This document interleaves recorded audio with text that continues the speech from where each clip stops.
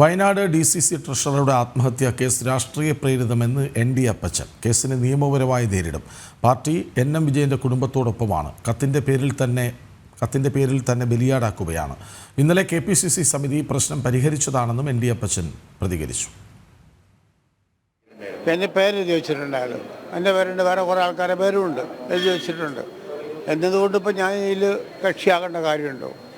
ഞാൻ ഇടപാട് പോലും നടത്തിയിട്ടില്ല. എങ്ങനെ എൻ്റെ വിശ്വസ്തനായ ഒരു സഹപ്രവർത്തനാണ്, ട്രഷററാണ്. എന്നാൽ എന്നോട് ഇങ്ങനെ പ്രശ്നം ഉണ്ടെങ്കിൽ അദ്ദേഹം എന്നോട് സൂചിപ്പിക്കണം, പറയണം. ഒന്നും പറയാത്ത സ്ഥിതിക്ക് ഞാൻ എന്താ ചെയ്യുക കാര്യത്തിൽ? ഒരു കത്ത് എഴുതി വെച്ചതിൻ്റെ പേരിൽ ഇപ്പോൾ ഞാനും അതിൽ ബലിയാടാകുക.